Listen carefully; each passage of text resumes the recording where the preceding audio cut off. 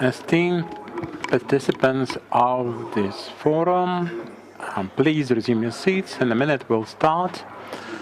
Our conference, our forum is being broadcast. And in a second we'll start. So please take your seats.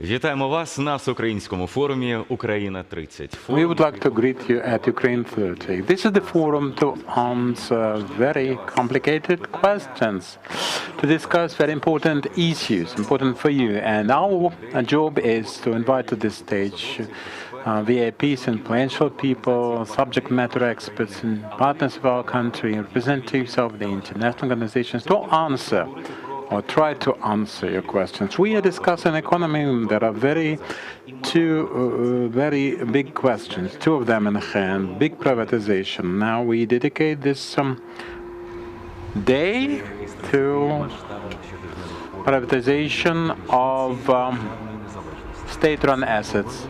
This is a big dialogue with participation of government, public, international partners, and Ukrainian experts. Ukraine is openly discussing the issues and looking for the answers. And these fora can provide answers to very important questions of our concern, to discuss the pillars of our independence. Ukraine 30.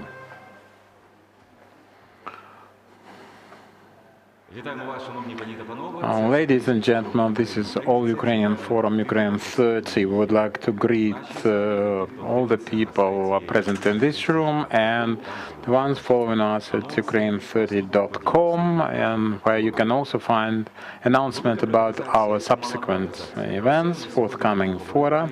Big privatization and small privatization, we're going to discuss the two issues as we regard them today.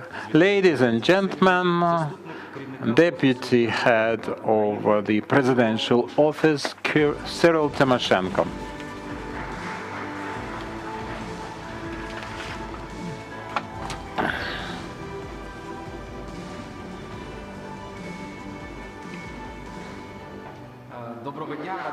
Good morning, ladies and gentlemen. I'm Cyril Tymoshenko, Deputy Head of the Presidential Office. I have come to discuss big and small privatization to avoid any scares or privatization. Even the word is scary for some people. We shall put an end to this situation. The big privatization, different assets, hotels, some frozen structures, some prisons, and we know this because of the Minister of Justice. These are the structures, the assets, the buildings. For many years, they served as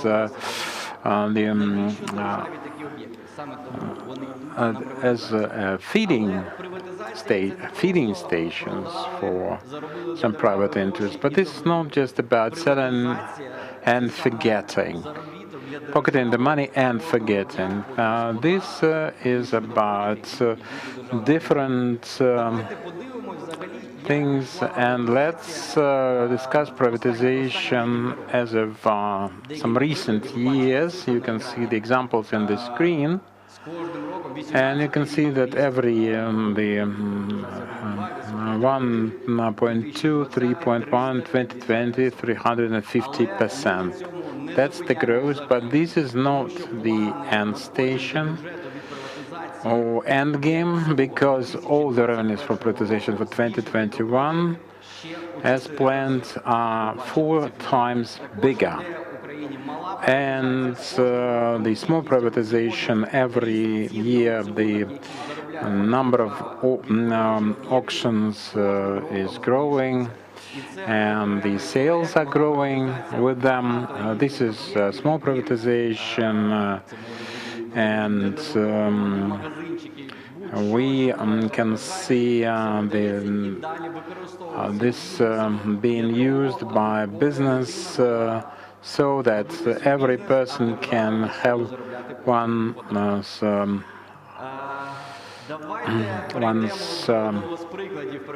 share in this process, a fair share. That last year we had the situation. President Zelensky provided State Property Fund with the big assets, and you know the result of that auction. The state earned more than 1 billion hryvnia.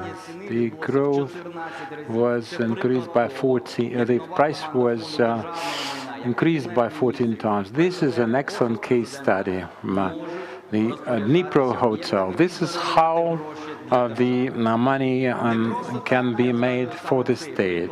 This is a very prominent example, and I'm referring to it with a reason, with a purpose for President access of the public to the assets always closed on the balance sheet of the State Department of Asset Management. Well, there are certain assets that cannot be auctioned. They might be profitable on conventional residences, but the state exhibition of economic achievements, VDNH,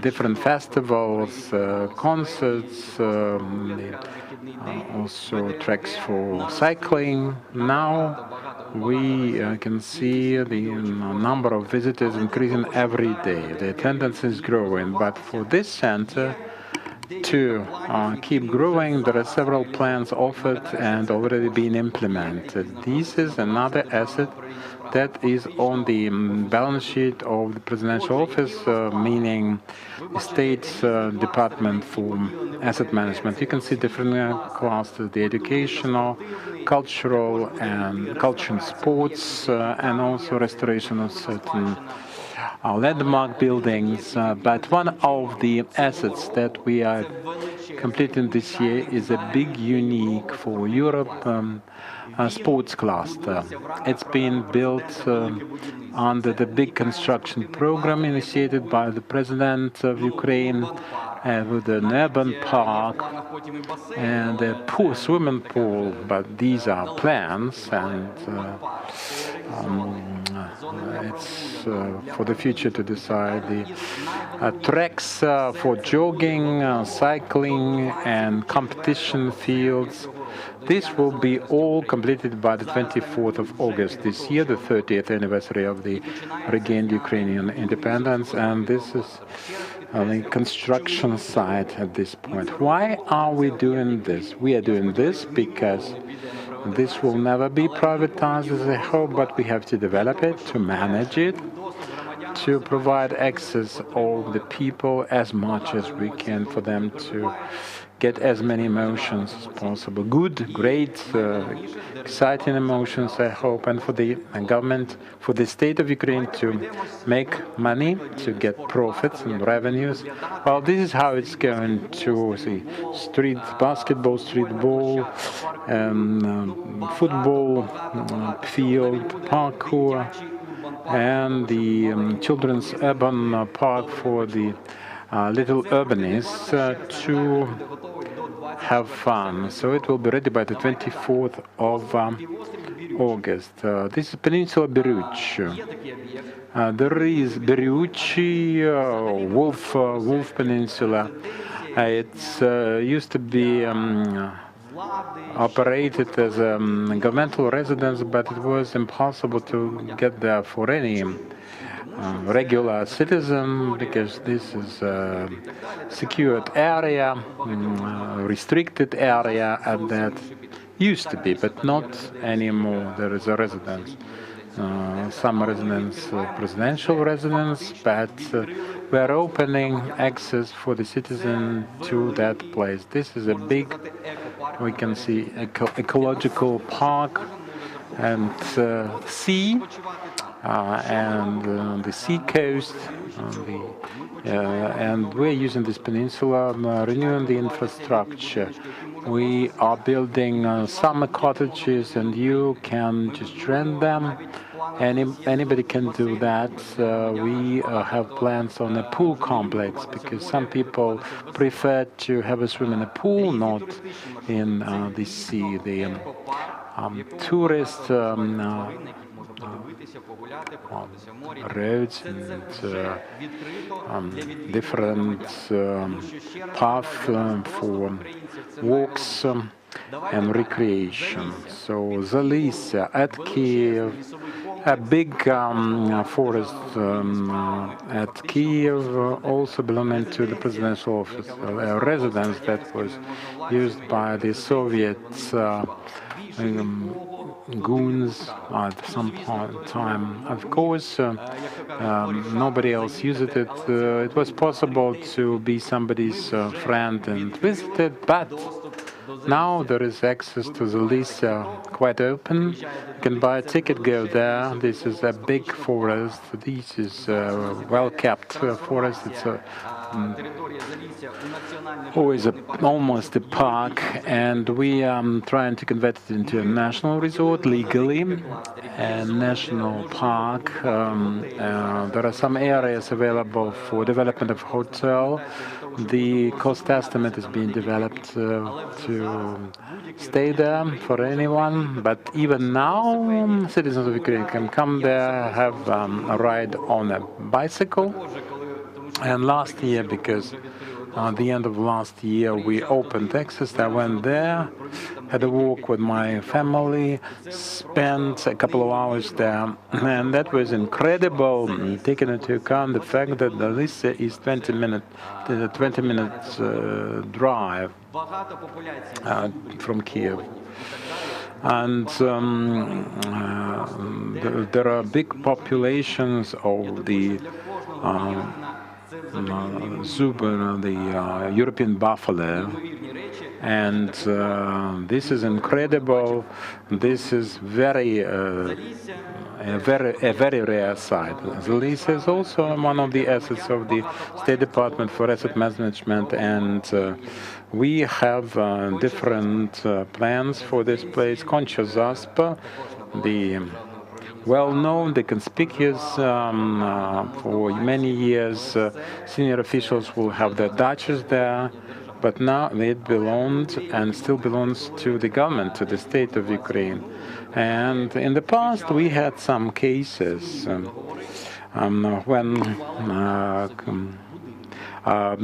they would conclude some dubious, very suspicious contracts and prolong their stay there. But now, on instruction of President, and now we are taking care of that. The result will be this. In a couple of months, many people will have to leave their residences, current residences.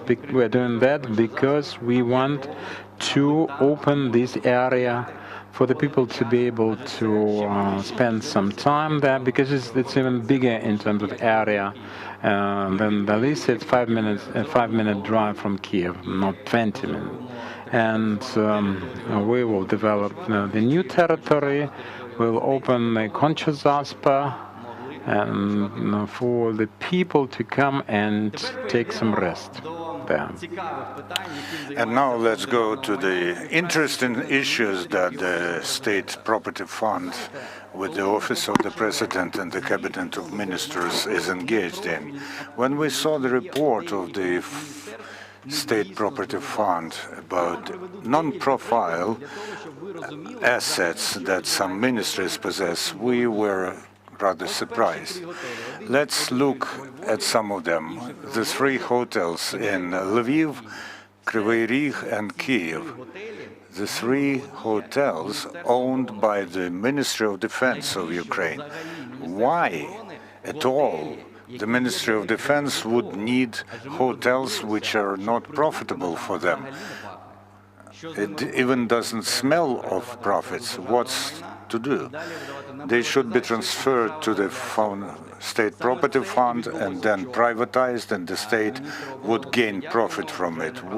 This happened yesterday. We thank the Minister of Defense very much, and I think that very soon we'll see that they will be privatized. Another 2 objects that we were surprised. In Lviv region, the recreation center for skiers, and in Vorzel, not far from Kiev. The State Fiscal Service of Ukraine owns them, so the tax people would have an opportunity to go skiing in their own territory. This is not a specialized asset for them. They will transfer it to this state property fund. And another building, which is rather well known to people in Kiev, on the corner of Saksaganskoe and Velikovasilkivska Street. I think quite a lot of you have seen this. It's covered with fabric now, with brandmauer. It is owned by the Ministry of Sports and Youth of Ukraine.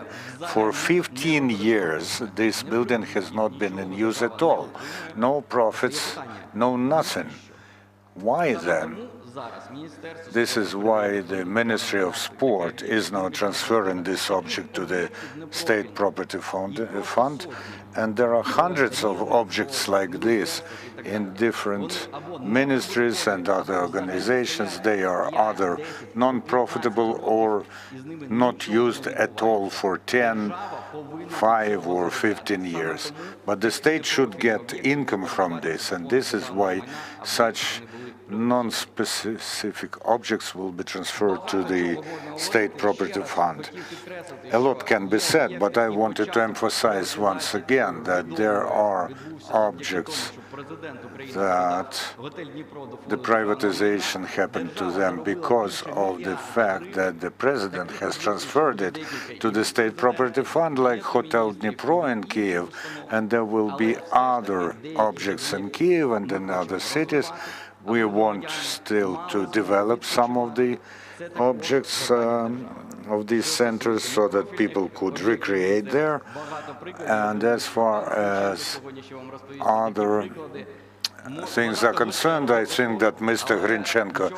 Senichenko will tell you a lot of interesting and merry things about this, but because most of them are non-profitable and not giving any income to the state, they will be privatized. I hope that the example of the Dnipro Hotel and the money that the state has earned will be an example for other objects. Thank you very much for your attention. See you later. Thank you. The All-Ukrainian Forum Ukraine 30 is going on, and over these 3 days, this week, we are talking about economic issues, the issues of industry. Yesterday was a very fruitful day as far as the information echo is concerned, because the president was here and the prime minister and the head of the prosecutor general's office.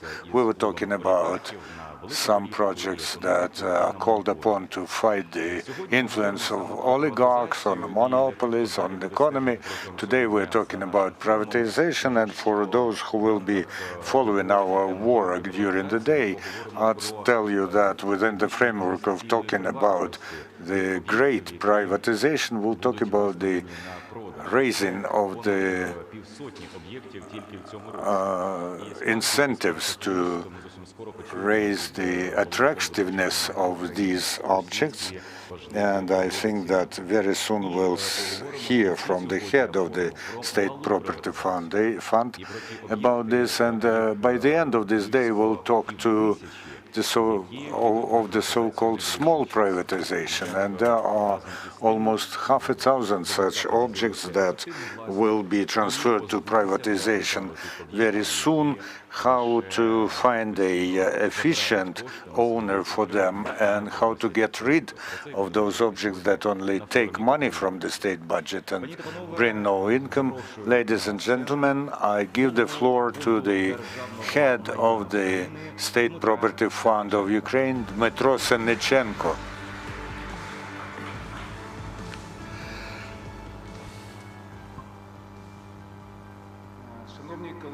Dear colleagues, ladies and gentlemen, this is an honor to be on this stage. We're actively monitoring the holding of forums that will be taking place until the Day of Independence. This week is dedicated to de-oligarchization, so we'll talk about privatization, about involvement and attracting of investment.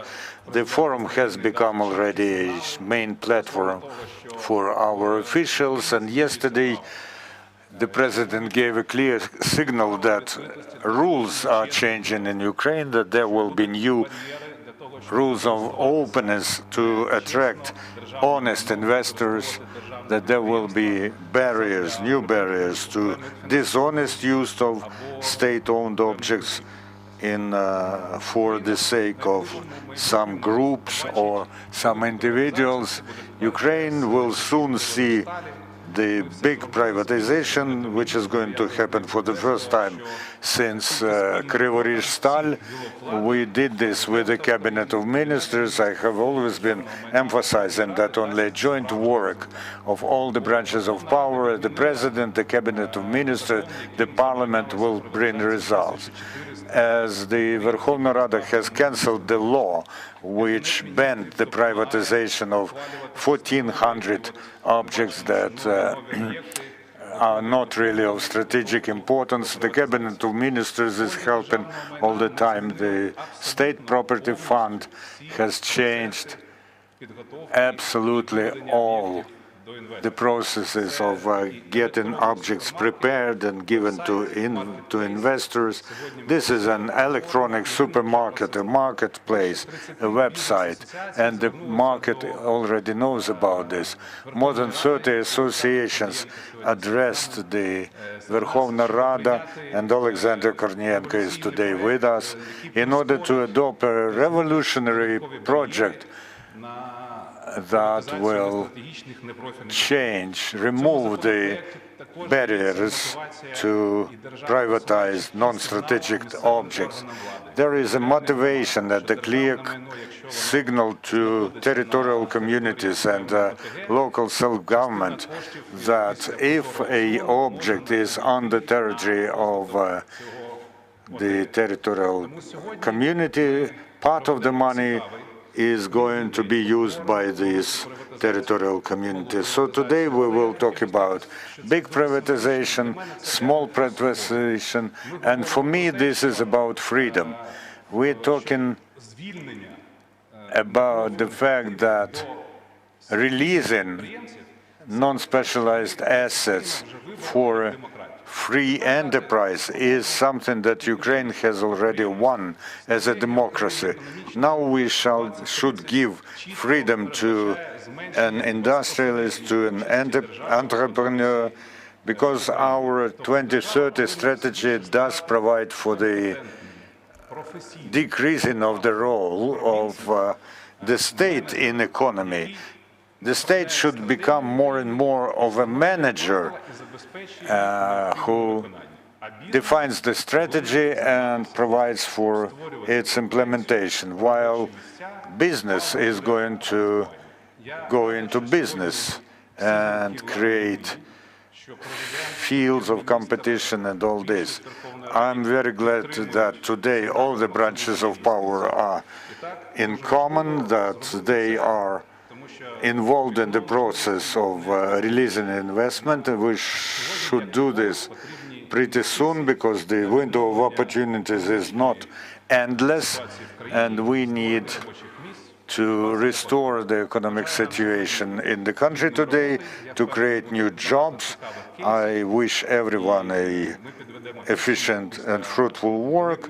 I'm sure that there will be a lot of interesting proposals, and we'll sum up the discussion after the discussion of great and small privatization. Thank you, and we invite you to communicate with the representatives of the media who are working at the All-Ukrainian Ukraine 30 Forum. In a couple of minutes, an important discussion will start on this stage about big privatization. Privatization is the transfer of assets into private hands, which could be bought by natural and legal persons if the value of the active is more than 250 million. This belongs to big privatization. Advisors, consulting auditors and other companies do this. Cheaper objects are classified as small privatization, and they are being sold at auctions organized by the Prozoro privatization. The Ukrainian economy is like music, and the power authority takes the highest note. What has not been playing will play equally beautifully, and what was not needed will become fashionable, required, and efficient. Economy bears no outside influence. Ukraine 30, economy without oligarchs.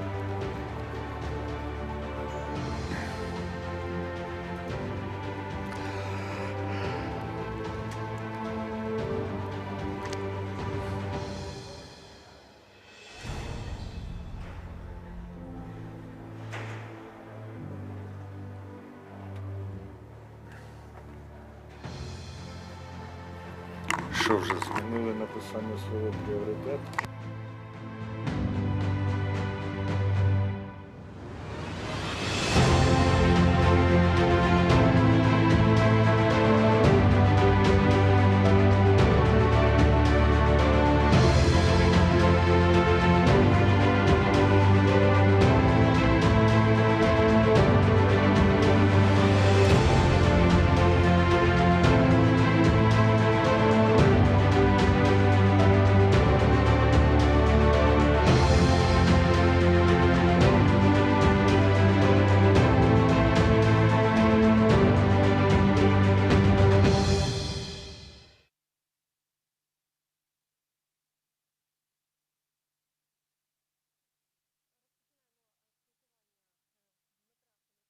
Голови фонду держмайна з представниками ЗМІ 1+1 Дмитро Фурдак, Цуркан, Влада Дом, Блищик Анастасія Україна і у нас є Влада Призова Суспільне. З Суспільного пропоную і розпочинати запитання. Радий вас вітати, радий вітати глядачів. Пане Дмитро, скажіть, будь ласка, чи змінився список, перелік об'єктів великої приватизації державної власності та по яким об'єктам нині зараз є юридичні проблеми? Всього в Україні налічується 3700 державних підприємств. Уряд України визначає, які з цих підприємств залишити в володінні, які передати в фонд держмайна. Наразі визначено 23 державних підприємств. At the moment, 23 state enterprises are designated for privatization. On 5 of them, the consultants, advisors have been appointed. We are moving actively, but there are legal problems about almost every state-owned enterprise because they were always corruption feeders, and there were so-called poison tablets in order to privatize them for too small money, and we are considering the cases in court. We won the case against the Austin company to protect the interests of the Odessa port factory. Also, we were engaged in courts for 18 months with the Bolshevik Kiev enterprise, but then this will be received by a private investor in order to create new jobs there, because I am clearly convinced that the state has to become. Це Всеукраїнський форум Україна 30. This is the All-Ukrainian Forum Ukraine 30, and we now have our big privatization discussion, the first discussion of the day. I give the floor to the moderator of this discussion, Yulia Belova. She is deputy head of the State Property Fund of Ukraine. Welcome to the Forum Ukraine 30. I'm Yulia Belova, deputy head of the State Property Fund. I am very happy to moderate this discussion on the reform of privatization in Ukraine. The big privatization in Ukraine was paused since 2005, and it is starting again now. Even this year, we'll see the first privatization auction of a big privatization. These are, among other things, Bolshevik plant and President Hotel, and the state is going to receive at least 9 billion hryvnia from big privatization. But what is even more important, it has to provide for the development of enterprises where investment are involved and create conditions for the growth of economy and creation of new jobs. So what allowed us actually to launch the process of privatization? What should we expect in the future? And what is the main goal of the development of the state economy? We'll talk about this with our participants. I'm very glad to present them: Oleg Nemchinov, the Minister of the Cabinet of Ministers of Ukraine; Alexander Korniyenko, the head of the Sluga Naroda party and the first deputy head of their parliamentary fraction; Taras Ileiko, deputy head of the State Property Fund; and online we have Oleg Ustenko, who is the advisor to the President of Ukraine; Sergei Tsvikoch, who is the executive director of the State Office on attracting and supporting invest; and also Georgi Tsakaya, who is the expert of the public organization, the Office of Simple Decisions and Results. Thank you, Julia. In fact, we've had a very motivational introduction. Thank you, Cyril Timoshenko, for a great pass. If you remember that slide with the 6 wonderful or strange enterprises managed by different state agencies, when I saw it internally, I was pleased. Why? Because at different stages of my biography, I had to do with 5 out of 6 assets, and with 2 I dealt as a manager.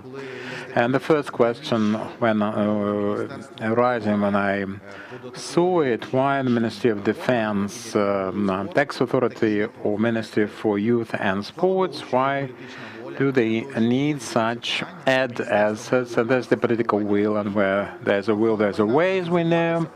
And the State Property Fund will manage and sell such assets. Now about Julia's question. Successful privatization is a great driver to attract investment, and this provides for revenues to the state budget.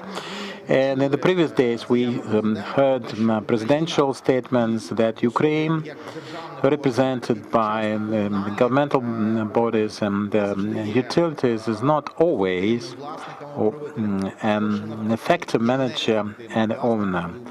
It's more to the contrary.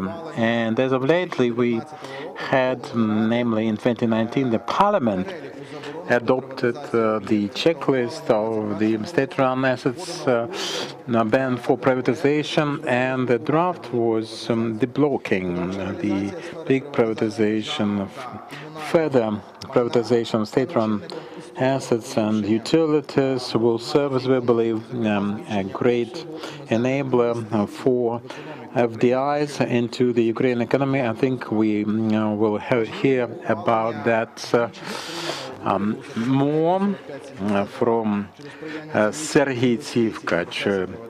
4572, the draft that will provide for privatization and rental of the state assets, state-run assets. This is about different issues related to privatization. The state very often does not control 360 assets, around 96 state agencies, and for every of them, they have to make some managerial decisions. The State Property Fund counted 700 regulations to manage and to use such properties. So 4572 is the draft that is there to engage for big privatization, a broader circle of prospects, provide for competition, remove barriers for privatization, such as arrestation of property for privatization, increasing control over efficiency for the use and utilization of state property, and providing the State Property Fund with the necessary powers to inspect the efficiency of such use. The alienation procedure should be streamlined because there is we remove ban on privatization of incumbent and arrested assets. The state-run commercial enterprises should be turned into LTDs. LLC, sorry. And this is also about privatization of smaller assets to be incorporated in the local budget. Local criteria are set for privatization of state-run assets, and the internal reform of the State Property Fund to decrease corruption risks and provide for high-quality implementation of the tasks assigned to them. The common law under the purchase and sale agreements till 2022, and the special fund will receive the assets for preparation for privatization. This draft is appreciated by the subject matter experts and the Council of Reforms at the President of Ukraine twice. It was supported by the government of Ukraine. So remove the barriers in the way of privatization processes will provide for creation of favorable organizational economic conditions to attract investments to Ukraine. Privatization is an effective mechanism for development of the stock market, and we can have a testimony to that coming from Poland and Hungary and many other countries. Development of stock markets for the countries and transactions was related to privatization of state property. Poland introduced privatization through listing of the actions in the big scale across the board privatization effort. The government of Ukraine have started a big reform to relaunch stock market together with our international and European, more specifically European partners. From the 1st of July 2021, the law is coming to force on the capital markets and organized commodity markets. Development of the capital markets is a possibility, is an opportunity for structural reforms and creation of a more flexible and stable financial system with broad opportunities for risk diversification. For the big strategic and potential profitable state-run enterprises, it is feasible to apply a PVP mechanism when private companies invest in upgrade and refurbishment, getting the profits, and the enterprises will stay public. These are the talking points as to the vision of the government for the relaunching of the big privatization as a simple and transparent process. We are building a service-providing state, a state which is not a state and asset manager, but a service provider for the public, to the citizens. Thank you for the invitation, and I have to apologize. I have to excuse myself. It's a governmental day, and I'm responsible for the housekeeping issues, preparation. This government's day in Parliament. We continue our discussions on this big privatization panel. We have quite a number of participants and very little time. I suggest that the panelists provide the answers and their comments using 5 minutes of our panel time. I hope you agree with this arrangement. Our next speaker is Alexander Kornienko, first deputy to head of Servant of the People faction at the parliament. I don't need 5 minutes, actually. Oleg, my predecessor, actually has done it for me.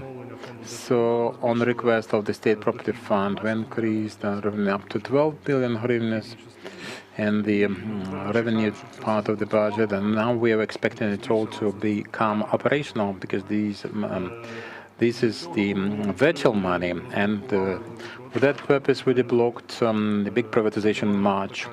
That was a difficult story, and it's still complicated because we have some systemic opposition among the political forces to this big privatization. They actually refer to 3 points which are manipulative, in fact, because these are the biggest reasons why we should have the privatization. They say we should not do it or cannot do it because the government should be the owner, the state should be the owner, but we understand that the big privatization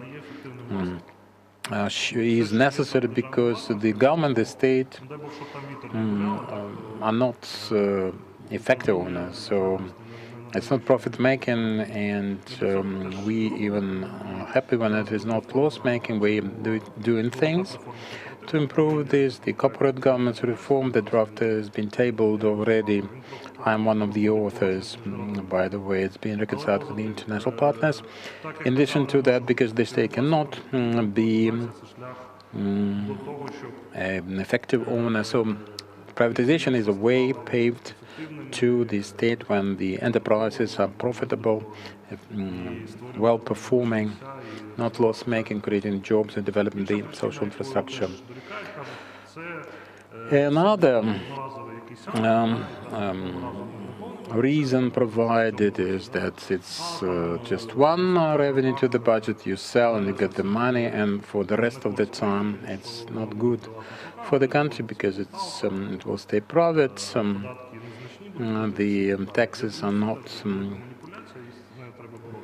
relevant. Really, we have to fight this because we can understand that any big enterprise creates additional jobs, and there are multiplying factors, and some of them industries 1.5 to 1.7, and we will engage the whole industries, providing all the necessary added value and jobs in other adjacent spheres. This development of the social infrastructure, we understand that big enterprises, regardless of their difficult relations with the local communities, and we know that the big business should be socially responsible, and when we discuss privatization as such, we basically mean that they have to stick to the investment obligations, and we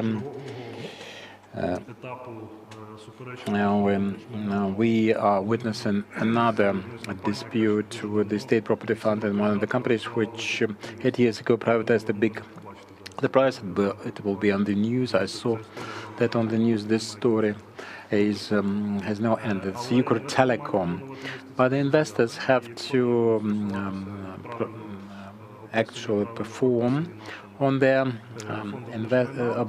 commitment, and if they do, that will develop the territory, the social infrastructure, the industry in particular. Now, about the reforms that we are providing at the Parliament. This is a comprehensive law, framework law. By the end of the 5th session, it should be dealt with, because we're now overloaded with the drafts having to do with development of privatization business. This is the judicial reform, which will set somewhat better rules, because judicial reform is a never-ending story. We realize that, but this is a very important stage to reset the judicial bodies, reset the judiciary as such, and we are working on the package of other drafts on stability of the banking system. Together it will provide all the necessary groundwork, and the biggest posture will be presented by the law discussed, or draft law discussed by Dmytro Sinochenko and Mr. Leghnevchin. This is for protection of infrastructure. We reintroduced this infrastructure. There is infrastructure. The investments nannies along the lines of the state property fund, and more favorable conditions for the investors to have competitions. And in the same package, we have a couple of laws, the principal one and the additional ones. Let's not forget about the small privatization. We are protecting the interests of the communities very consistently, the digitalization, and we understand that the impetus for the small privatization is delineation of the revenues. They should go to the local budgets. Mayors are already looking for investments. They are selling some premises, some structures to bring the money back to their communities. The local authorities are invited to participate in the big privatization, because I think they should be interested in the advent of a powerful investor providing for the jobs, because the tax is being paid at the place of registration. Well, the company tax is paid in that way. So the local budgets should be interested at this point, because they will get some individual income, personal income tax.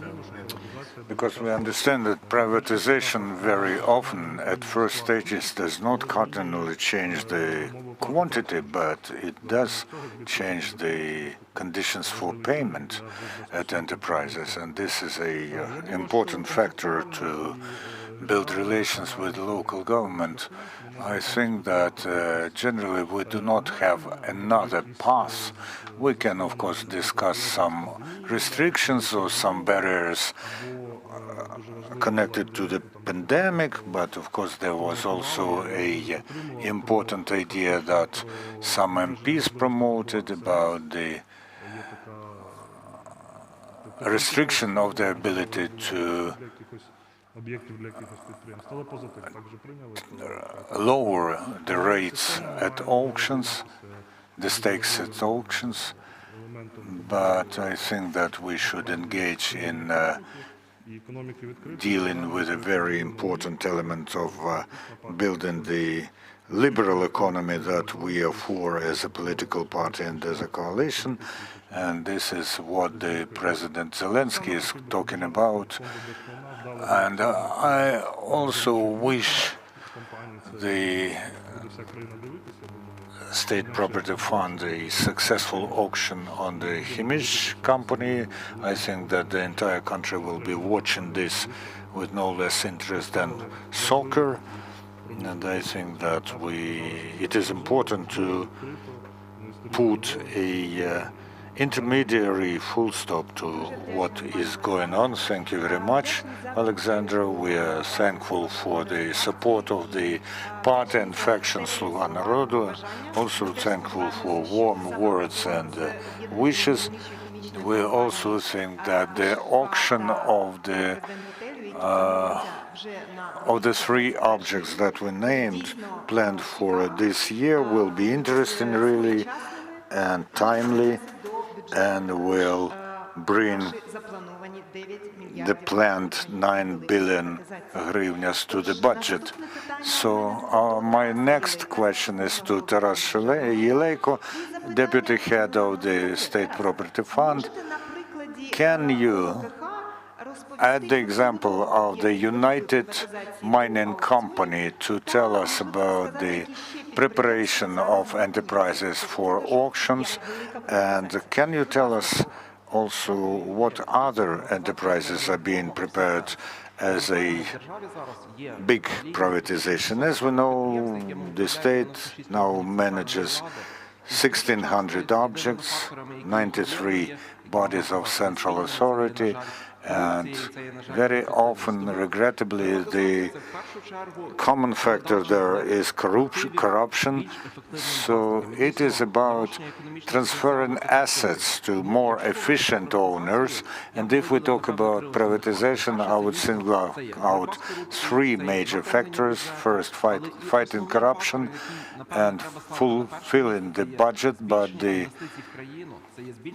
most important factor is more investment into the country, more jobs, more revenue for the budget. As the Polish experience says, that every zloty invested into privatization attracted at least 4 zloty of further investment, and this can be a factor that will allow to change and develop the economic climate in Ukraine. If we talk about the figures and the preparation to privatization, I will dwell briefly upon this because the numbers are interesting. For the last 2 years, more than 2,000 auctions are to be held, and almost 20 billion hryvnia has to be transferred to the state budget. In 2019, the revenue was twice as big as in 2018, but in 2020 the revenue was 8 times as big as in 2018, and we plan to gain 12 billion in 2021, and we're talking here not about only the increment in money, but also about raising the efficiency, because the price of losses for the state amounts to 75 billion hryvnias a year, and there's no other way out than privatization and the raising of efficiency of these assets. This past spring we unblocked the big privatization, and this will be the year of the first big privatization since Kryvyi-Rih-Stal. 3 big objects are ready now, and very soon at the Cabinet of Ministers session we'll adopt the conditions for the United Mining Company, then the first Kiev mechanical plant, more important as Bolshevik plant, and then the President Hotel. And our further plans include the packages of shares of Oblenergo owned by the state regional energy company. And the Odessa port plant will be privatized in 2022, which is also now being very actively prepared for privatization. As you know, the big privatization is being prepared with the help of advisors. It is very important that the United Mining Company is one of the biggest manufacturers of producers of uranium ores in the world, and the asset is very interesting. Let's look at the world. They are asking why we should privatize it, but in every country such objects are private. Only in one country, China, these assets are partly state-owned. In other 9, they are privately owned, and we are not selling the natural resources here, because we are only talking about the provision for efficient use. The state, by help of rent payments, will receive income, and the state also designates which spheres should be implemented and what shall stay in the country for further processing. There was a large-scale work from the advisor and from the State Property Fund. The operational indicators of company were raised very, very high in order to interest the investors in this company. The operational income was raised from 100 million hryvnia to almost 6 million hryvnia, 600 million hryvnia per year, from 100 million hryvnia to 6 million hryvnia. And we are talking in the interested countries, like Japan, Australia, Korea, and we are expecting the auction on this company by the end of the summer. And Alexander said here that this is going to be a very interesting event, which the whole country will be watching. Then the first Kiev machine building plant. This, regrettably, is the state enterprise, which is, we know, in Kiev at the Shilovska metro station. This is 35 hectares, where just 2 floor shops are barely surviving. And this enterprise can be made economically active only by the privatization. And it will give an opportunity to investors to move the manufacture there to some other platform. At the present, apart from the abandoned territory there, there's nothing there. And the situation is like they cannot even go on pension there, because they were not, the enterprise was not paying pension contributions. And now we can start the renovation of the entire city quarter, and there are thousands of jobs there. In the future, this is the enormous tax payments. And the third privatization is a President Hotel, a huge hotel at Hospitalna Street. It was built in 1990s, and it is also planned to be privatized this year. Privatization is the only chance to provide for the stable, sustainable development of our industry, our economy, because as Polish experience shows, where they had something like 8,000 state-owned enterprises, now they have only 40 of them. It's all about efficiency. We see that today is the best time to start big privatization, and there is a chance to attract both domestic and foreign investment to work for the good of our country. Thank you, Taras. Now I give the floor to Oleg Ustenko. He is the advisor to the President of Ukraine. Good morning. As far as privatization is concerned, I would single out several important things. The first is that privatization is not a goal per se. It is a means of achieving certain objectives that both the President and most of political parties are setting before themselves. Both parliamentary and non-parliamentary political parties and the politicians have been talking about this for many years. Privatization, in my opinion, is the achievement of more sustainable and fast rates of economic growth. Look at our western borders. You'll see that Hungary and Slovakia and Poland and other countries, members of the European Union, starting from the year 2000, have grown by more than 50%, the economy meaning. At the same time, Ukraine's economy, starting from the year 2000 until today, has grown by less than 20%.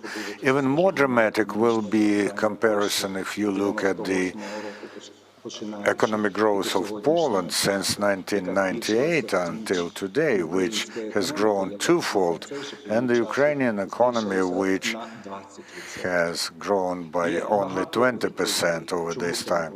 There's a lot of answers to why this has happened, but the major answer is that the economic mechanism has changed altogether, and the role of the state remains rather significant, but it is limited. It is restricted to the stimulating the business development, the economic development, but not to compete with the private sector or private business in order to allow for the possibility of such fast growth. And that's why when the head of the state in many speeches emphasizes the need to achieve economic growth starting from 5% a year, he means that such a rate of growth gives an opportunity to efficiently fight poverty. And Ukraine, regrettably, is a country where poverty is widespread. To fight it and to overcome it, we need to create respective conditions. And in the country where there is an oligarchic system and where there are several political parties with the money got from those state-owned enterprises blocked for privatization, the development of such a state is impossible, especially when there are a lot of covered, hidden interest. When you hear that someone talks about not allowing to sell out the assets of the Ukrainian people, these are, first of all, the people who do get income from those state-owned enterprises. However, I would not overestimate the chance of getting huge income in the short term. For instance, in the first year of privatization, it is very insignificant compared to the prolonged and continuous effect that can be achieved by privatization. It does offer us an opportunity to unblock the flow on investment into the country. In any country, look at the growth of investment in Ukraine over the last 10 years. You'll see it was almost not there, especially when industry is concerned. It was so restricted that it could not allow the economy of the country to grow by the rates that it could allow, because not only privatization is a factor here, this is general structure functioning in Ukraine. It blocks changes, it blocks positive changes, blocks changes that lead to raising the efficiency of public production of the economy, to allow to fill the state budget continuously. Additionally, it does not allow us to fight the poverty, and privatization will allow us to bring back our citizens who are working abroad. And of course, this gives us an opportunity to influence economic growth, not only with traditional means like the raising of the minimum wage or softening the monetary policy, the stimulating budget policy, but also a significantly important factor that you should make the investment activity more stronger. because every additional billion of dollars of investment into our economy gives us a possibility to add to the natural level of economic growth of the country from 0.1 to 0.5 additional percent.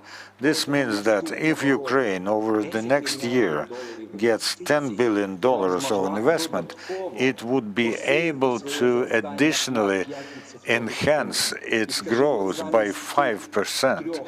And instead of 3.5% that we are forecasting now for the next year, to get 3.5 plus 5, 8.5%. But I see that there are representatives of international business in the audience, and I see Michael Datsenko from the Ukrainian American Business Council.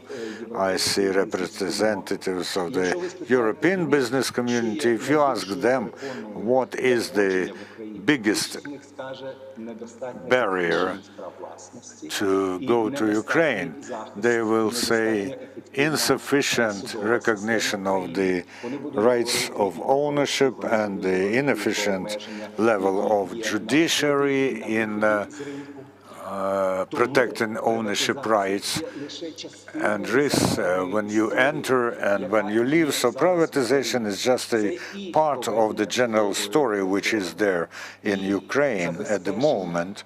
This is the reform of judiciary, this is the necessary protection of the ownership rights and fighting against corruption and lowering administrative barriers for conducting business and also attracting new investors into Ukraine, because without this we would not solve the issue of economic resilience of the country, because it is good. Well, it is good to talk about long-term and mid-term effects, but you should understand that privatization in itself will not solve these problems. It has to be a component of the general economic story in the country, and this is the thought that I share with the President of Ukraine. Privatization is not only an opportunity to bring back social justice in Ukraine, not only bringing back trust in Ukraine to Ukrainian families, Ukrainian citizens, but this is also an opportunity to solve the problem of our national security, because only economic growth by economically satisfied people who are gives us an opportunity to be convinced that stability will be preserved, both on national and international and geopolitical level. Thank you, Oleg. You've given us a wide scope overview of the sustainability of our economy. The importance of FDI is one of the components of this sustainability and stability. I would like to ask Serhiy Tsivkach here. How can we say that we already use this privatization as one of the elements to engage in investments? And how Ukraine Invest office are promoting assets for big privatization abroad, and what conditions have you already created for this purpose? Thank you. Thank you for the invitation. It's very important to be here to discuss privatization, how we facilitate this process, and we do that by promoting the assets in question and attracting attention of investors to the process of privatization. Ukraine Invest is the only governmental office for promotion and attraction of investment in Ukraine. We do that according to our mission, and we present Ukraine as an attractive investment haven. We are in dialogue with the governmental bodies to develop regulatory policy, and starting from April 2021, we've been signed by the Cabinet Ministers of Ukraine to have this function of investing any or legally assigned agency according to the presidential law to stimulate investments. What Ukraine invested in figures starting from 2016 to 2020. 21, we developed $4 billion. We provided more than 5,000 expert consultations.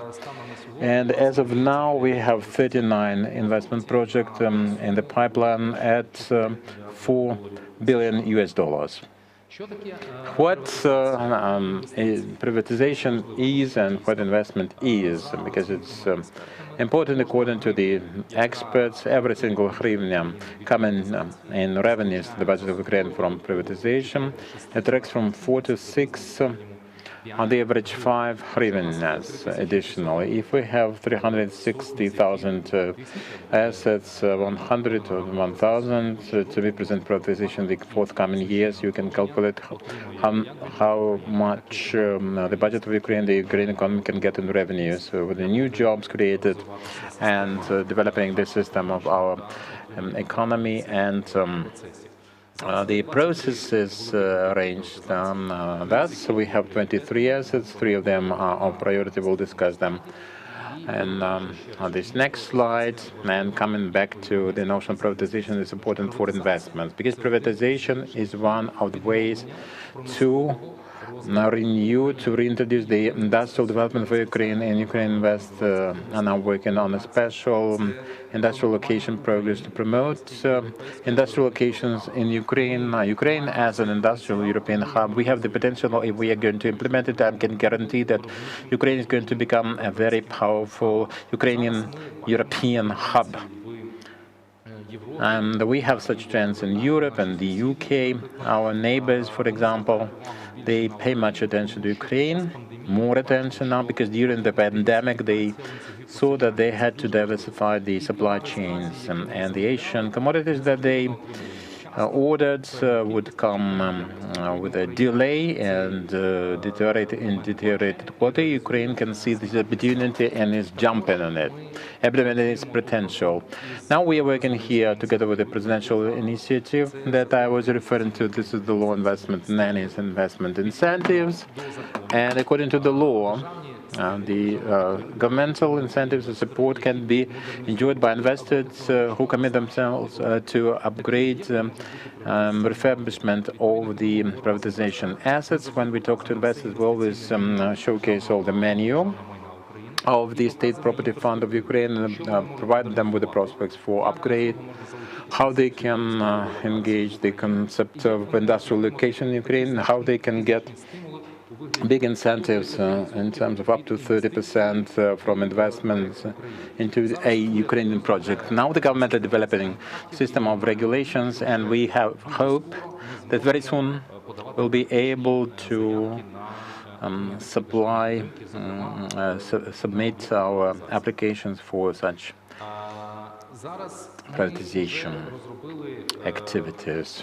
Now we have developed the program for investor relations. According to the law, we have 21 preliminary applications according to the law, and the potential amount of investment with 1.3 billion US.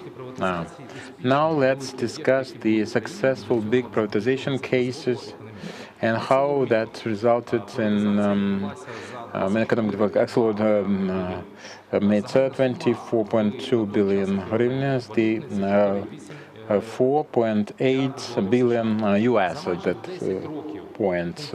After 10 years of function of this company, the scope of additional investments was at $10 billion US. And recently, the executive board announced that they had to add another billion US.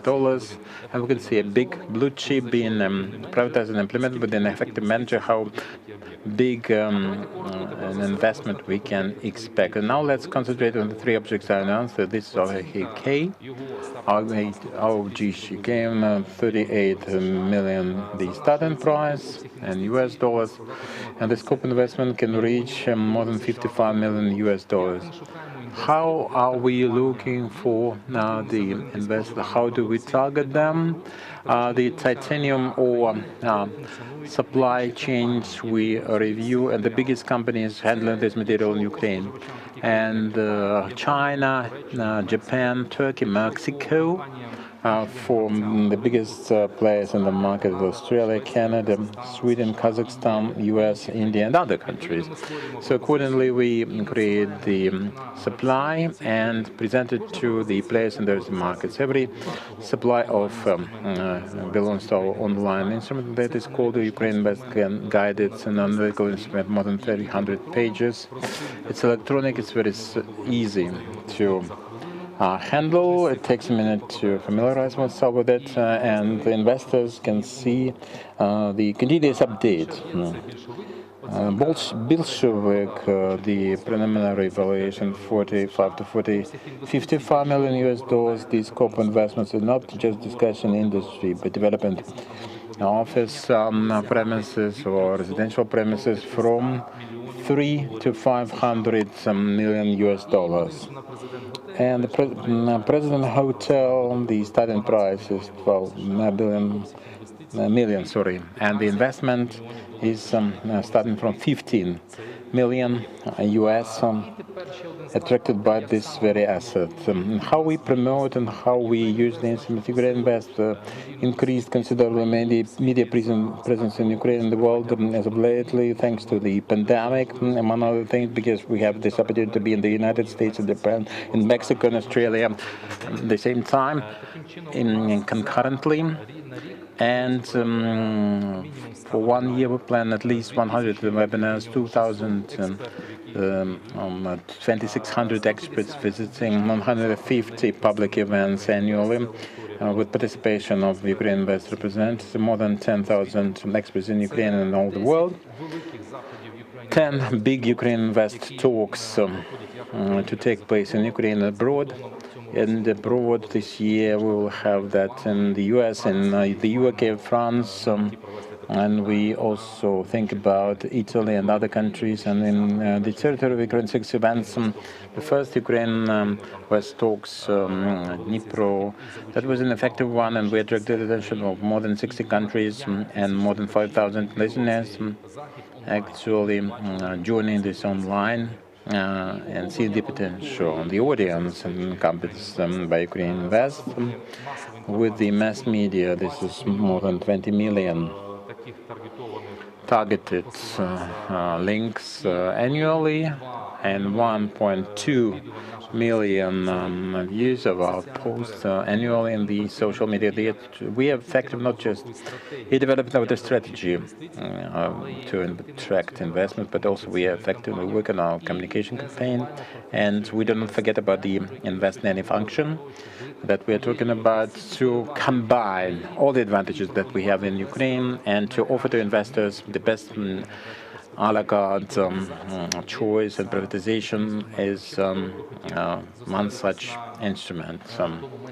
And Oleg Nemchinov's message is very important. This is a combination of stock market development and privatization. Let's pay attention to the Polish experience, and they had the listing companies. Compulsory one, the state-run ones, not just attracting the broader circle of investors, but also promoting the stock market and getting off the ground.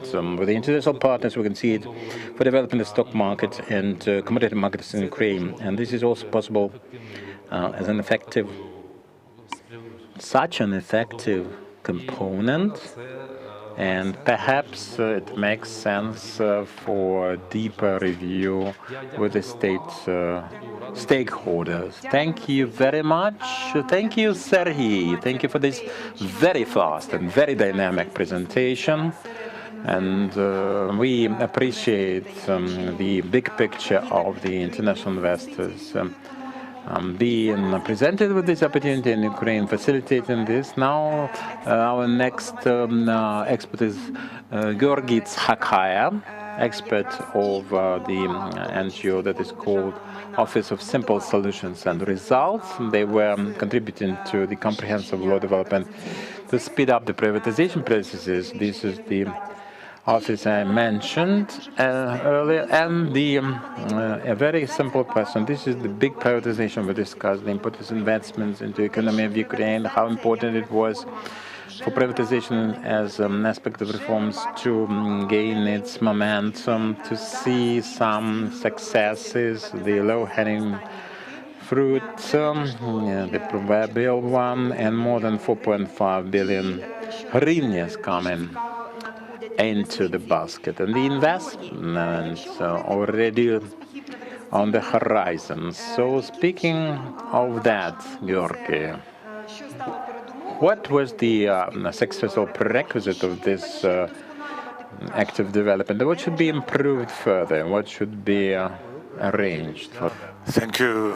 In the first turn, it is very pleasing that we are talking about privatization today, because we all agree that without the correct privatization, there will be no correct growth of economy in Ukraine, because at the moment, in the country where a lot of processes are managed by the state, everyone can agree that the state is a very bad manager of a enterprise or a company, so the state should leave this management role as soon as possible, so that the managers are risking their own assets and money, not the state-owned ones. At the moment, the manager who adopts a controversial decision, they do not risk anything. But when this happens in a private company, they risk their own money and their own assets. Today we heard about 170 billion of money which is to be got from privatization. This is going to only increase, not decrease. Besides, there are several other major problems that I would want to talk about. In the country, there's a complex set of mind that we are talking about the boons of privatization, but many politicians would say that, not many politicians would say that let's not privatize because some people do not like this. And it is very important that you are talking about this. At the moment, money is being taken out of the pocket of every Ukrainian, because there are some incomprehensible managers who actually run the economy and own the assets, and nothing belongs to the people. This all started with Lenin's message that land should belong to peasants and factories to workers. But in reality, this did not happen. It all belonged to specific individuals who made their money on it. So first, let's talk about privatization as a positive thing. Second, we must remember that every object which stays for one additional day in the hands of the state, during this day, some official or other people would earn money, would make money on this. That's why I like your fund, because you are fighting this, and this is one of the major anti-corruption vectors for the state. And also, the third thing is that I am very happy that the head of the faction of the president's party is in favor, but still there are some factions of so-called socialist bent in the parliament who do not want and are afraid of privatization. There's a lobby working for this, and you know that some of the companies are under the management of these not very poor people, and they are lobbying for the non-continuation of privatization, but let's work both politically and ideologically so that this happens. There was a great person, Kaha Bendukidze, who said that everything can be solved about their own consciousness. We are talking about not allowing people to sell their morals, their consciences, but sell the assets so that this speeds up the development of Ukraine. The package of documents that we prepared together has been out of the agenda in the parliament for more than a year, for many years. Why does this happen? Who is responsible for this? At the National Council of Reforms, where we supported this, where we presented this initiative, this reform, it was supported by the president, by the head of the parliament, by everyone who are responsible for this. It was registered in the parliament then, but for almost a year nothing was happening further. So my question is, who is to blame? We have to talk about this as well, and we should apply our joint effort to move this further along. Ukraine does not have another year to protract with this revolutionary law, which will provide your state fund with the opportunity to sell.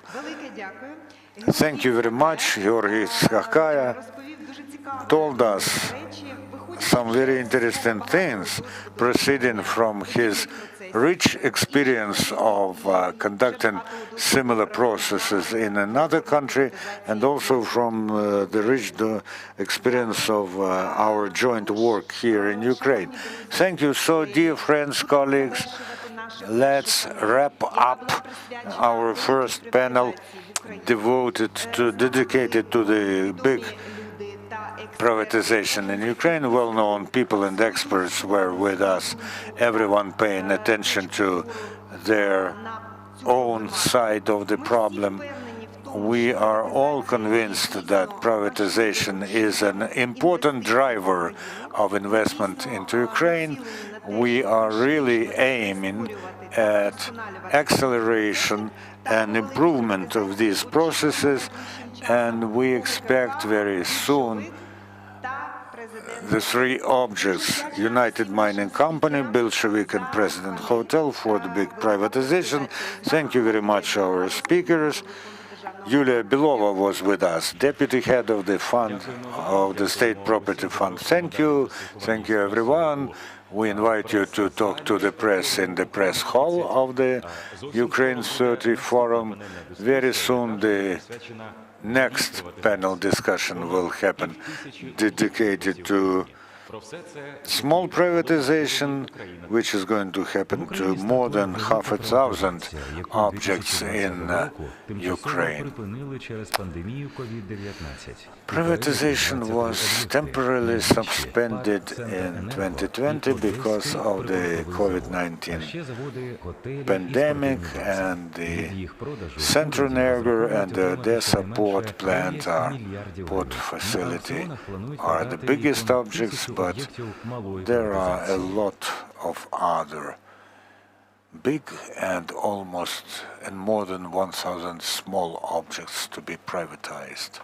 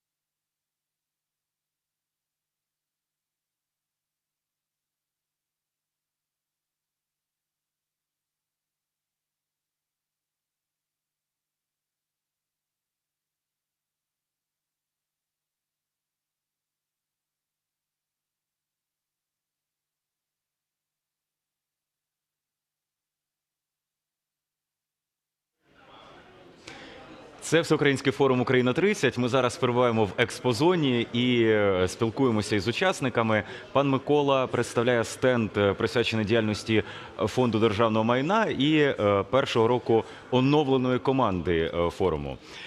Ну, розпочнемо, напевно, із нашого стенду. Тут у вас об'єкти із такою класикою презентації до і після. Так. Дійсно, задача Фонду державного майна України в сфері приватизації, яку він виконав, це запровадження прозорих та єдиних правил для всіх учасників процесу. Йдеться про те, що зараз вся інформація про кожен об'єкт приватизації є онлайн на спеціальному сайті privatization.gov.ua, і кожен українець може зайти на сайт і дізнатися інформацію по будь-якому об'єкту, а також переглянути приклади успішної приватизації. Про що йдеться? Насправді ми позиціонуємо приватизацію як перетворення непродуктивних активів на продуктивні. І на цьому стенді ви можете бачити реальний доказ, реальне підтвердження цьому. Є об'єкти, які були до передачі на приватизацію непродуктивними. Це були зруйновані об'єкти, які з часом лише руйнувалися, вони не приносили прибуток. Після приватизації новий власник інвестував фінансовий ресурс у їх модернізацію. От ми нашим глядачам покажемо, що у лівому нижньому кутку от було і стало. Це був колись дуже відомий, наші глядачі, можливо, пам'ятають і знають, завод, який виробляв чорно-білі кінескопні телевізори «Берізка». Ну, завод, ви бачите, що він збанкрутував, занедбаний. Чомусь, я навіть не знаю чому, але на ринку ця продукція стала незапитаною. Чомусь. Мабуть, що так, чорно-білі телевізори. Чомусь, да, це невідомо, да, це кон'юнктура така. Так.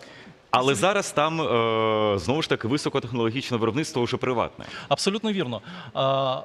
Інвестор вклав фінансовий ресурс в модернізацію підприємства, і наразі зараз там виготовляються високотехнологічна продукція. Йдеться про зарядні пристрої для електромобілів.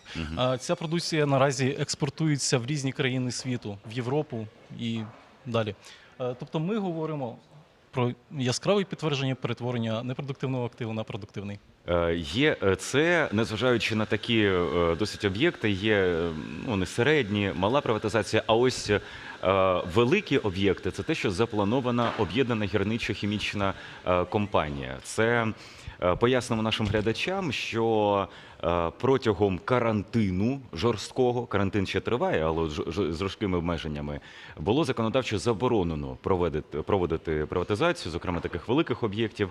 Тепер це відновлюється. І вже у третьому кварталі цього року відбудеться, ну так, я так розумію, за вашими прогнозами, це буде продаж року. Яка стартова ціна? Насправді велика приватизація стартувала. Перший об'єкт великої приватизації, який буде виставлено на прозорий аукціон, це акціонерне товариство «Об'єднана гірничо-хімічна компанія», інформація про яку є на цьому стенді. Фонд державного майна України провів велику роботу з підготовки цього об'єкту до приватизації, до приватизаційного аукціону, внаслідок якої було знищено корупційні схеми, які там були, збільшено прибуток компанії, розкрито вперше в історії України, було розкрито всю інформацію про сировинні запаси компанії. Внаслідок цього пропозиція стартової ціни цього об'єкту зросла з 2,1 мільярдів гривень до 3,7 мільярдів гривень. Ну далі буде це невідомо, тому що це ж, як починалося у вас із готелю Дніпро. Ніхто не очікував, що буде така справді висока ціна цього об'єкту. Чудовий приклад, тому що готель Дніпро, який був переданий на приватизацію завдяки позиції президента України, до речі, його стартова ціна становила 80 мільйонів гривень, а приватизували його за понад 1,1 мільярдів гривень. Тобто ціна виросла у величезну. Ну, це ж певна кон'юнктура. Воно, по-перше, могло збігтися з тим, що прогнозувався запуск ігрового бізнесу. Зараз же там невідомо, що саме буде і у цьому об'єкті. Це справа інвестора, у якого є своя бізнес-модель, який дивиться, як йому краще, куди потрібно інвестувати, як модернізувати.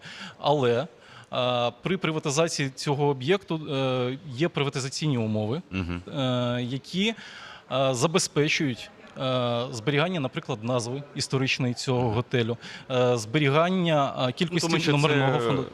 Номерний фонд і так далі. Так. А там вже, ну звісно, бо це означає, що можна приватизувати гірничо-хімічну компанію і там зробити ринок, якийсь базар. Звичайно, звісно, там є певні умови. Ми продовжимо дізнаватися все більше про приватизацію, зокрема про малу, зовсім скоро на основній сцені форуму «Україна-30». Українська економіка як музика. І влада бере найвищу октаву. Те, що завжди не грало, заграє рівно, красиво, за To правилами. play by the rules, to pay beautifully. Something that seems redundant can become fashionable, modern, and profitable. Economy is like music.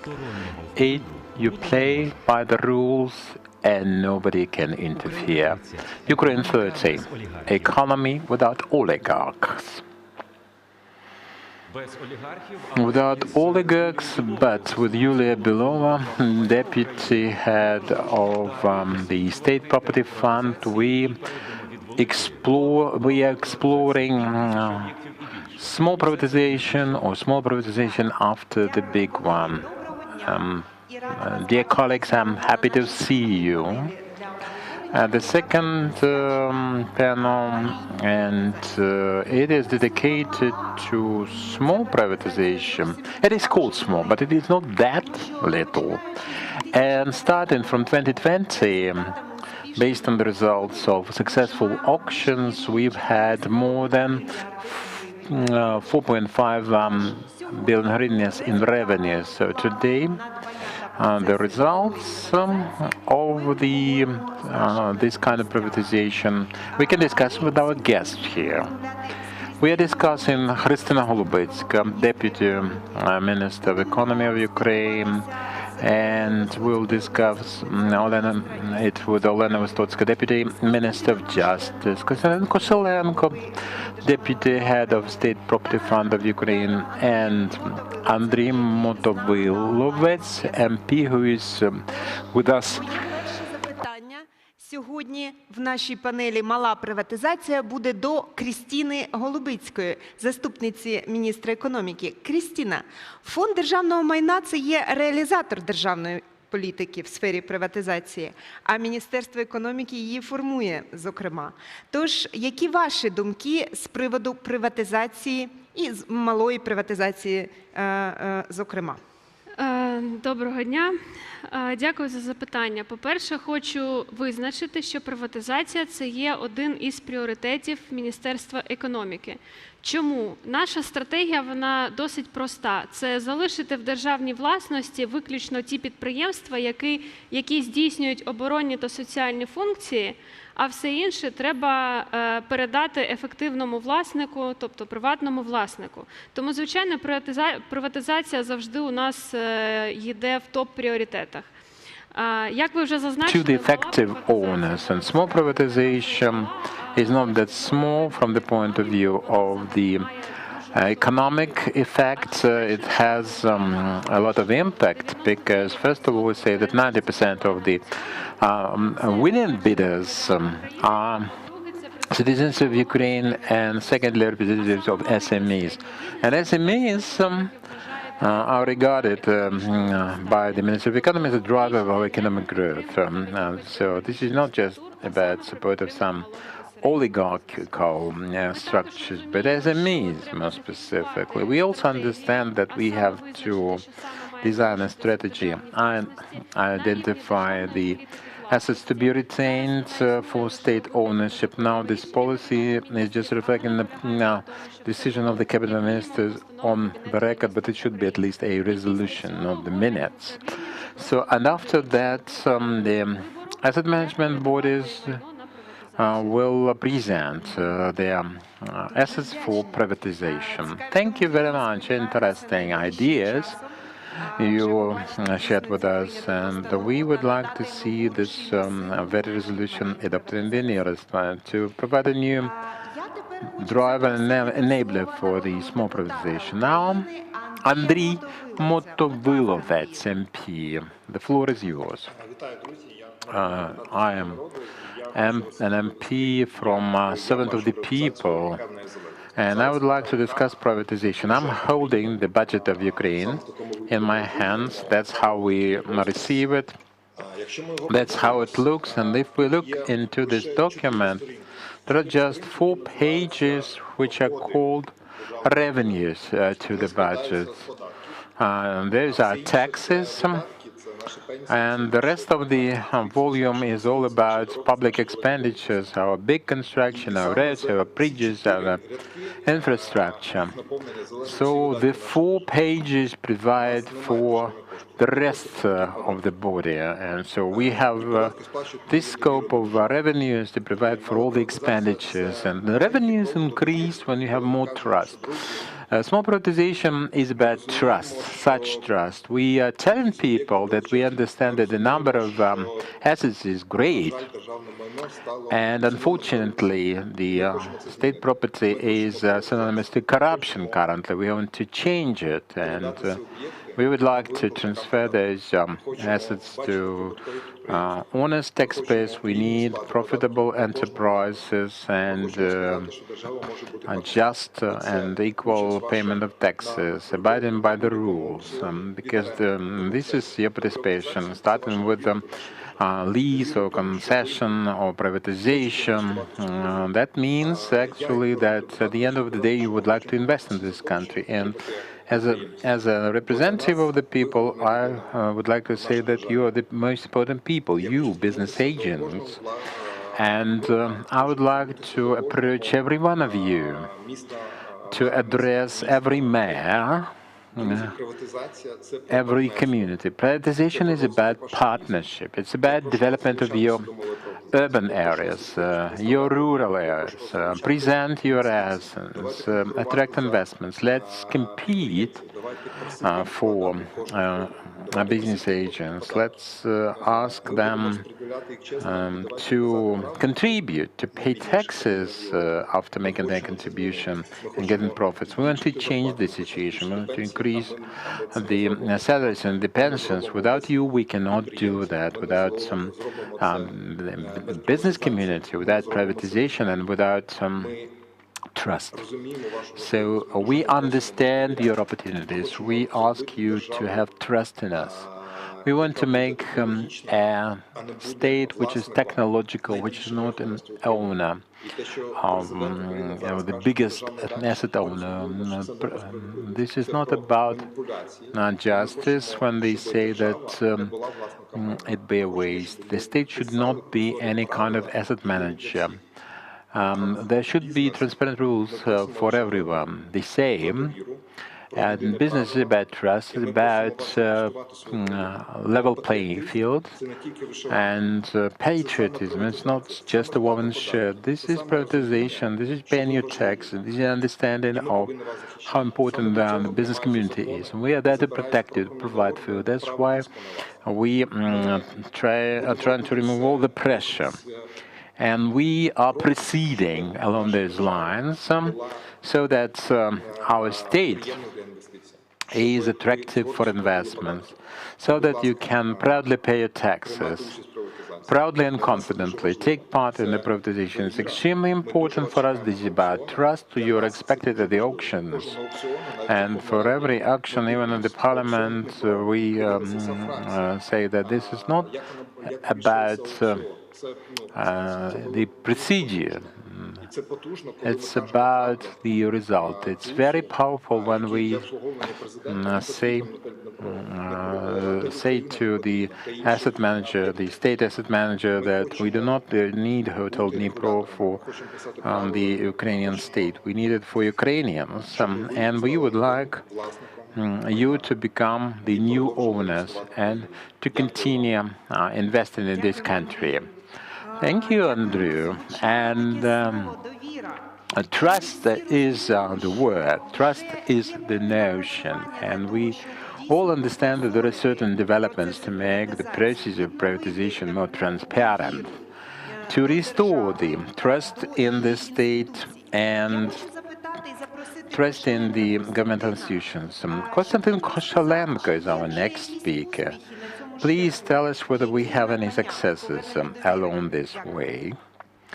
And is there any sign of return of trust? Thank you, Julia. Yes, we have something to share because for many years we have witnessed the situation with honest business creating value for their customers, developing, going through crises, and some imprudent and dishonest people get the super profits and all the losses put on the shoulders of the state and the public.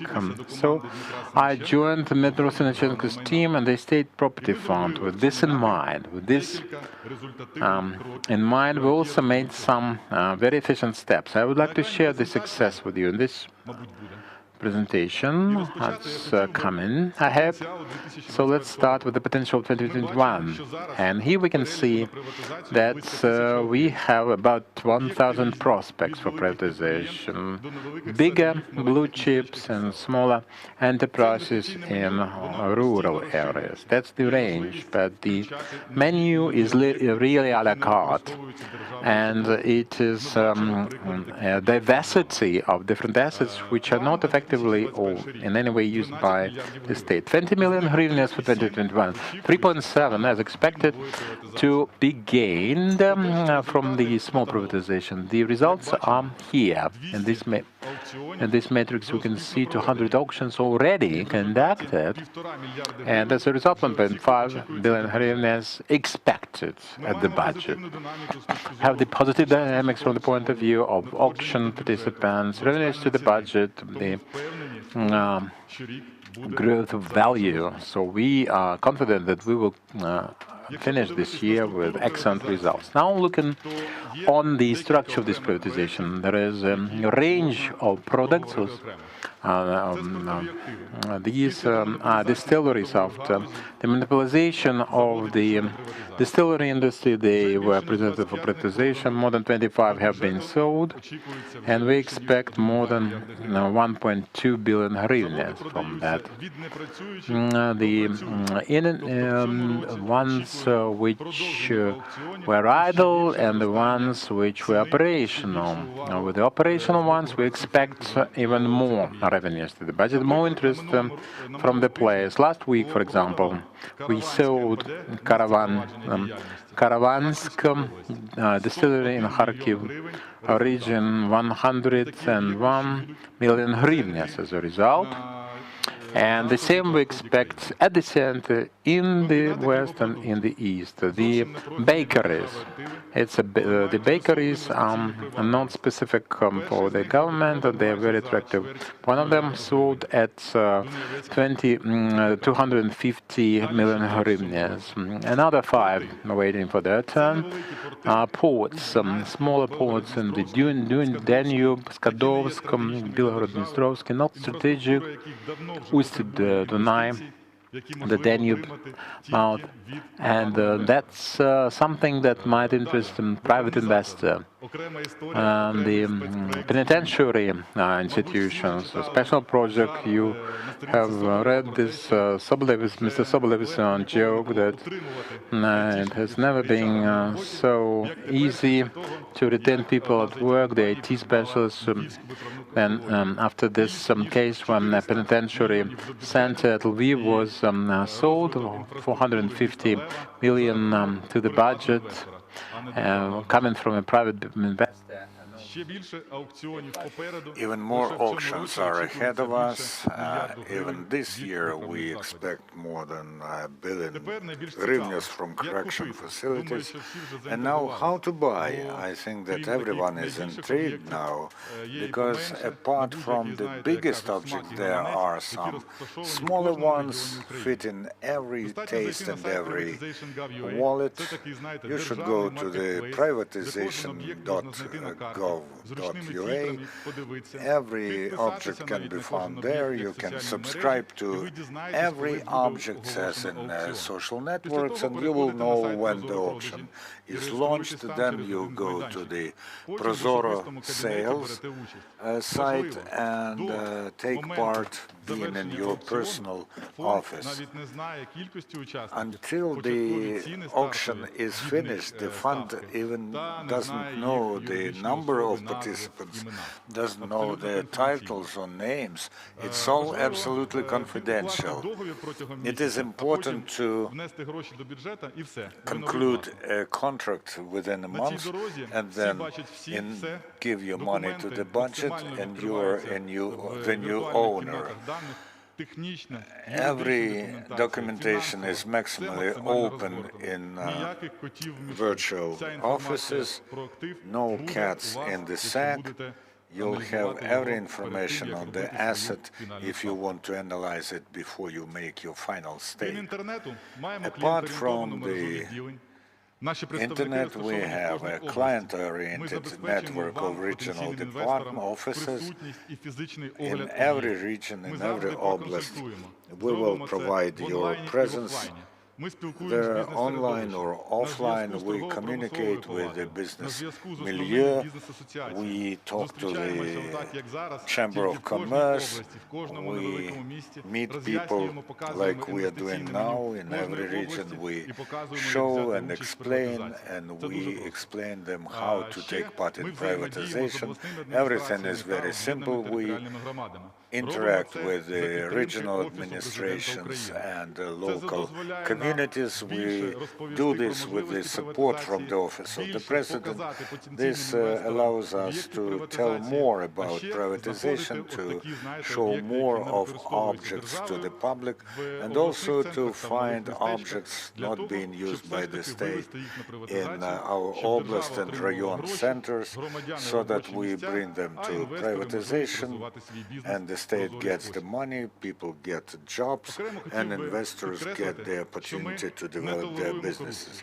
We do not tolerate corruption. This does not mean that we don't have corrupt people, but they are given warrants and they are being fired from their jobs, and you can calculate on the fact that the State Property Fund, one of the most closed institutions previously, is now open to the people. As you see, an official can tell a lot about his work, but the numbers are the best proof. Business believes in the State Property Fund. Business has assessed the steps made to meet them halfway, and 8 times as much money was raised than in 2018 year in 2020. And this shows that these auctions are really open and everyone has an opportunity to take part. But apart from money to the budget, it is no less pleasant to look at the results of privatization in every town, in every region, when we see that the objects that were neglected for many years become a useful object. This happens in Kharkiv, where they produce chargers for electric cars. These are industrial productions which were not completed in building. One of the summer examples is the Горіховий Гай, or Walnut Grove, the hotel complex. 4 stars, quality recreation, money for the community, 70 million hryvnia already got from this complex. It's a good example of how the country is being built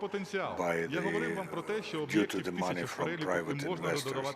I told you about the fact that we have over 1,000 objects and we can add new ones, but we conducted an audit of the state property and we saw that 28 million square meters of premises is not used. Compare this. This is like 200 Olympic stadiums or quite a chunk of Kiev. An interesting example from yesterday.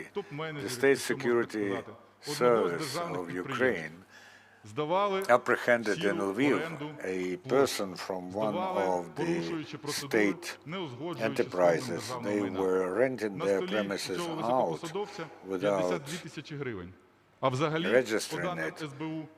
They found 50,000 hryvnia in the desk of this official. But every month the state would lose 500,000 hryvnia from this object. We have to transfer this to privatization. If you know such objects, if as a business you want to initiate privatization and then take part in the auction so that you equally participate in it, initiate the privatization, this is very simple. In application from a legal or natural person to the fund, then we send it to those who own this. At the moment, there are 96 legal persons in the country who manage state property and 150 who manage state premises, state-owned premises. We see now that there is political will supporting this progress forward, so I call upon you to take part in the privatization, transparent privatization, as investors and share our feelings about it. Thank you, Konstantin, for such a detailed presentation, and now we are glad to welcome a new participant of our panel discussion, the director of Prozoro Продажі, Prozoro Sales Director, but I give the floor to Olena Висоцька, who is Deputy Head of the Minister of Justice of Ukraine. We heard about privatizing correction facilities. Please tell us what was the idea, whether your expectations were justified, and what are the next steps. Yes, continuing the topic, take part in the auctions, do take part in the auctions that were initiated by the Ministry of Justice. As far as a very specific property is concerned, the property of closed correctional facilities. For Ukraine, this is the first time we are creating history in this, when the closed prison was put at the auction and very successfully sold, because the starting bid was raised by 2.5 times. This is 400 million hryvnia of revenue raised, and the ministry is glad about this success, because we understand that for our own reform, the penitentiary reform, we need money, and this is going to be one of the sources of this money for reform. The institutions that keep people in custody historically are very outdated, in a bad technical state, but those closed prisons that we put to privatization can be of value to investors, because the locations are very attractive, because often these are downtown premises or premises on the edges of big cities like in Kiev. Please follow our initiative. I also want to work together with other bodies of power. We were helped, and the auction, the successful auction, would put us all, our team, in a good mood, because we are very satisfied that we are not using the public resource, but also filling up the state budget. Thank you, Olena.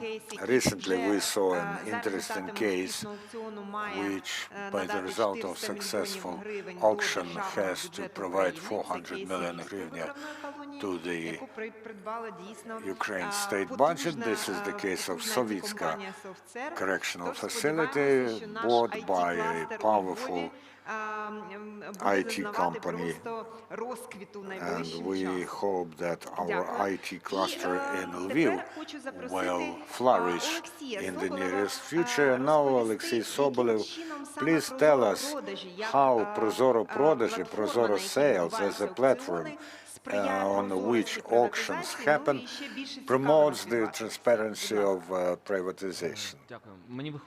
Shall I go to the rostrum? No, not necessarily. But then I need the clicker.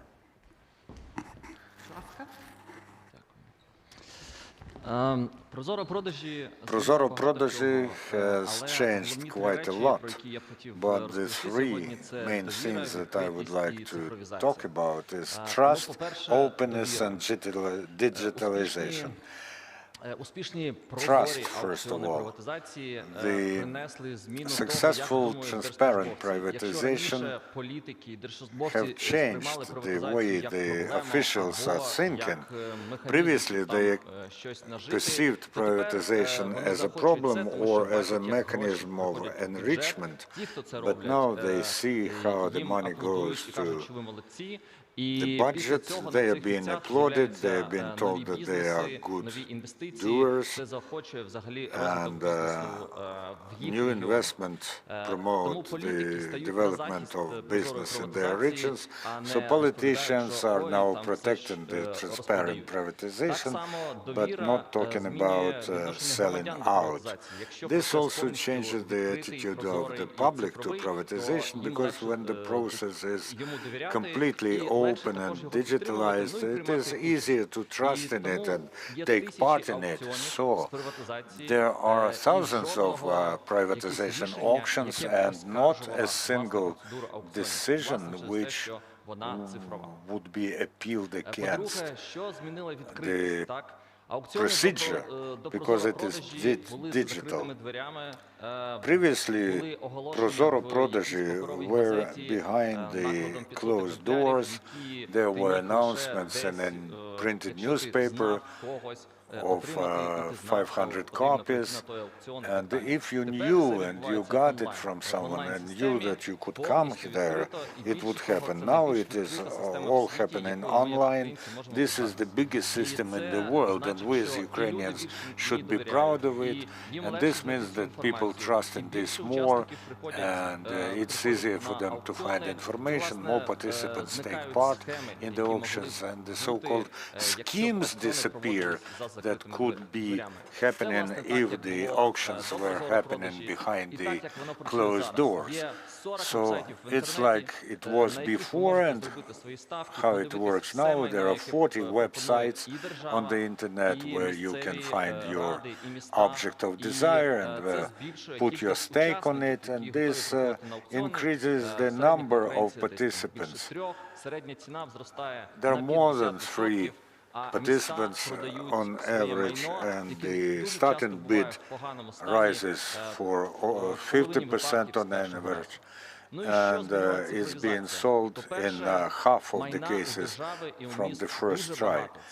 There's a lot of property that state and cities own, and it is very complicated to manage it when it is all on paper. Even if you are a mayor or a head of this regional administration, if you want to do something good for the state, it's very complicated for you because you didn't have instruments for this. Now this is a very transparent system. You see the list of all the property there, all the property that is there in your region. If you're an active citizen, you see who bought what and how the auction was happening. You know who signed the contract and what the contract is, and it allows you to more efficiently manage your property. And now more than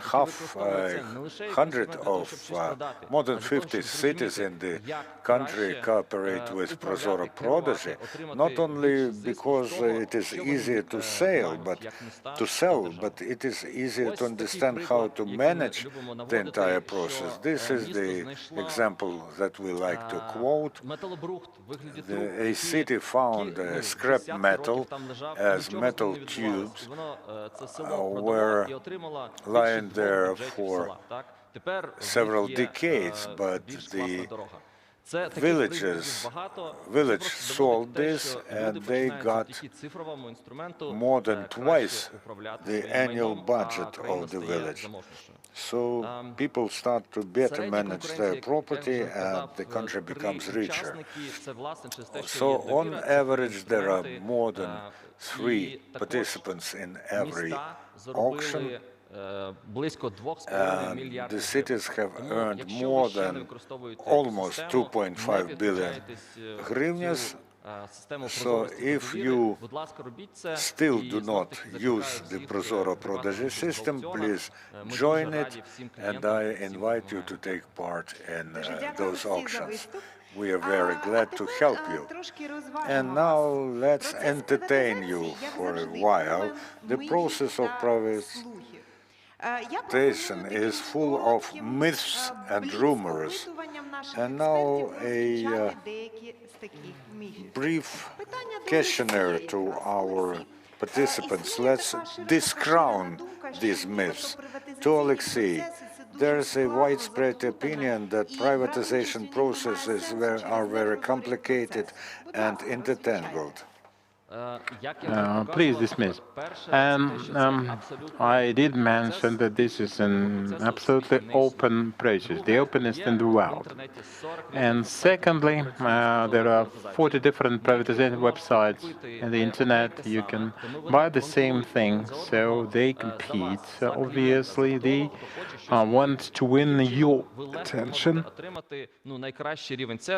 That's how you get the best level of service, because the competition demands that if you have some need to fill out the documents, there are lots of people ready to come to your rescue and do that for you. And there is no case of hacking the auctions, manipulating the auctions. It's impossible. That's how we arranged, how we designed it, it's digital, and so forth. So there's no opportunity to have some underhand dealings. You can possibly, but then a bidder would come to the auction, unknown to anyone, have a higher bid and win. So you just have to come and to compete at the auction, to get this thing. Well, Christine, there is this myth that privatization is a total sale, final sale of all the estate assets.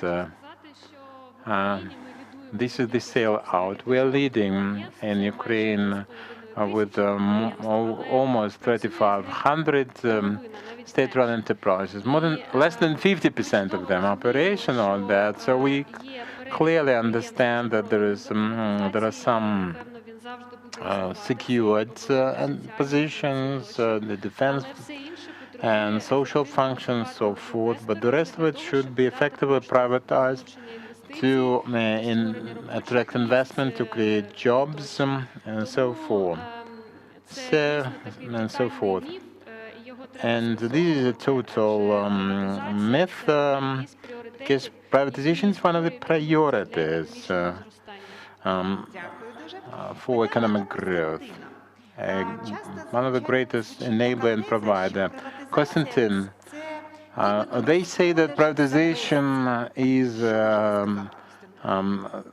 cheap sale. I would like to refer you to the privatization.gov.ua. The starting price is the balance sheet value, and then during a month we attract investors' attention, they examine the assets, and then when they have the auction, the starting price is turned into the market price, because they have competition, they bid, After that, we can have a win-win situation for business, government, and community. Olena, a question to you. There's this myth that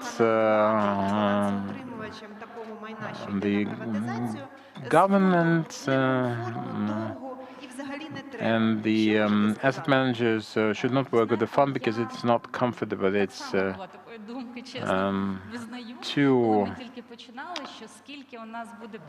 difficult. Yes, I was of this opinion myself because of the side assignments and some additional work aside, a new development with a lot of things to be discovered and to be learned about. But the State Property Fund team is a very professional, extremely powerful, motivated team, highly motivated, and we will work starting with the new lots so we can have about potential more than 30. It's just the beginning, and I'm very grateful to you for the success of the very first auctions that we held. Thanks to you, thanks to all the guests here.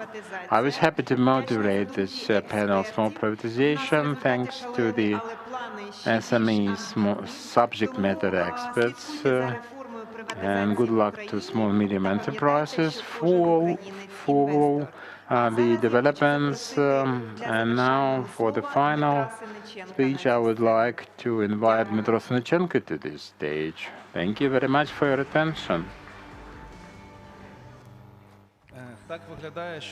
Looks like there's no one who is against privatization. Thank you for your kind words to the ministry, to the MPs and participants in different panels.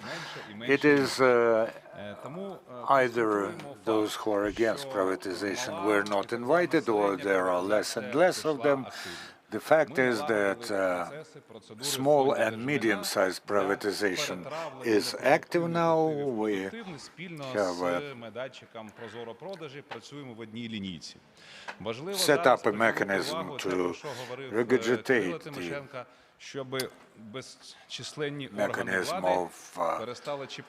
the mechanism of processing the non-use assets. Now let's put our efforts to continue the process of transferring the assets to the privatization procedure, and let's not forget our foreign possible investors, and the world indicators are at their peaks now. It is the time to open up. Of course, there are different crises all the time in the world, and we should remember that successes are achieved together. When I first came to see the president a couple of years ago, I said that we have to only work together, the president, the state property fund, the parliament, then the investors will trust in us. This is symbolic. This is about freedom. This is the freedom of entrepreneurship, and the program of the government 2030 has confirmed that the state is ready to become a lesser participant in economic processes. This is a very important political message.